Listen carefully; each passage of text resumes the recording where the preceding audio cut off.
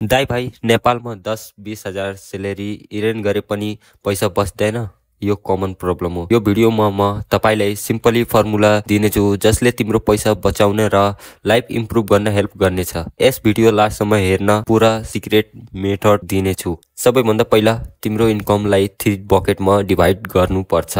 पहिलो हाम्रो निड्स, दोस्रो हाम्रो वान्ट्स, तेस्रो हाम्रो सेभिङ्स और स्किल्स। निड्स भनेको हाम्रो खाना, रेन्ट, चार्ज, टेबल, अन्य कुराहरू जुन पर्ने छ यस्तो जस्तो कि घर खर्चको लागि।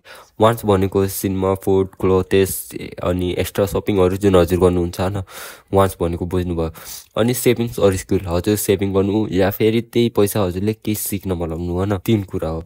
अब यसलाई इक्जाम्पलमा सम्झिन् हामी। इफ तिम्रो सेलेरी 15,000 हो, निड्स 7,500 राख्नु होइन, वान्ट्स 4,500 राख्नु अनि सेभिङ स्किल 3,000। यो सिम्पल रुलले तिम्रो पैसा म्यानेज गर्न धेरै इजी बनाउनेछ। Step 2, first save then spend. हाम्रो बिगेस्ट मिस्टेक पहिला स्पेन्ड गरेर पछि सेभिङ गर्ने। Wrong. Correct, first saving then spend. Salary आएपछि पहिला 2-3 हजार सेभ राख। यो नो टच मनी जस्तो राख्ने भए पैसा अटोमेटिक बच्छ।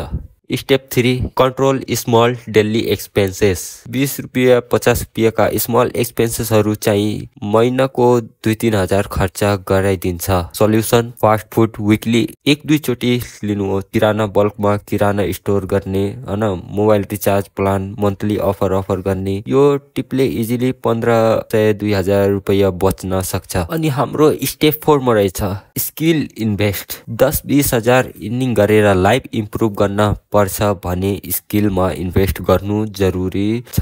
म यहाँ के स्किल्सहरू भन्ने गइरहेको छु जुन हजुरलाई अगाडि गएर बहुत हेल्प गर्ने हो। पहिलो हाम्रो रहेछ भिडियो एडिटिङ सिक्न सक्नुहुन्छ। दोस्रो सोसियल मिडिया, तेस्रो डिजिटल मार्केटिङ अनि बेसिक्स अफिस प्लस टाइपिङ। यो टाइपिङहरू अनि बेसिक्स अफिसको काम सिक्नुभयो भने कहीँ जबहरू हजुर अफर गर्न सक्नुहुन्छ। यहाँको टाइममा कतिजना आजको टाइममा अनलाइन हायरिङ पनि गरिरहेको छन् टाइपिङको लागि। अनि हजुर एआई टुल्स युज गर्न पनि सिक्न सक्नुहुन्छ होइन। यो सब सिक्न हजुरको लागि 3 to 6 मन्थ स्किलमा इन्भेस्ट गरेपछि side income plus salary increase हुन्छ। Step 5, avoid money killers. यो पैसा खाने हेबिटहरू अभोइड गर्नुपर्छ। पहिलो, लोन फर अननेसेसरी थिङ। दोस्रो, इएमआई फोन्स। तेस्रो, gambling, 1x beet online games. यो जुन अहिलेको टाइममा चलिरहेको धेरै। अहिले म के हेरिरहेको छु भनेपछि हाम्रो नेपालमा फरेक्स ट्रेडिङ अनि बाइनरी ट्रेडिङ पनि बहुत चर्चित भइरहेको। हजुर यसको बारेमा पनि जानकारी लिन चाहनुहुन्छ भने हामीलाई कमेन्ट गर्नु होला, म यसमा भिडियो अगाडि गएर बनाउने हुँ। अनि हाम्रो फोर्थमा रहेछ daily fast food unnecessary snacks. के गर्छन् भनेपछि धेरैजनाले धेरै डेली जस्तो फास्ट फुडहरू खाने, फाल्तु पैसा खर्च गर्ने। त्यही पैसा बचाएर राखे पर एकचोटि आफै जोडेर जति फाल्तु खर्च गर्छौ त्यो महिनाकोमा लास्टमा कति हुँदो रहेछ टोटल। अनि अर्को रहेको छ पेयर प्रेसर स्पेन्ड। यो कन्ट्रोल गरेपछि तिम्रो लाइफ स्मुथ हुन्छ।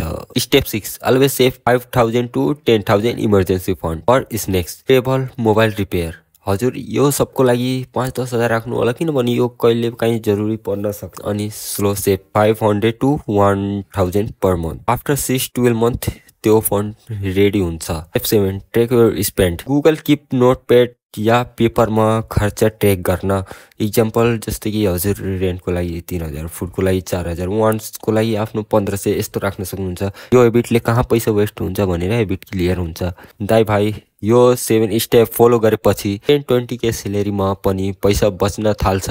अर्को भिडियोमा म तपाईहरूलाई 5,000 कसरी सेभिङ गर्ने इन नेपाल भनेर सिम्पल ट्रिक दिन्छु। फाइनेन्सको सिम्पल गाइडको लागि मनी ग्रोथ नेपाललाई सब्सक्राइब गर्न अनुरोध गर्दछु। अनि भिडियो राम्रो लागेको भएमा लाइक पनि गरिदिनु होला।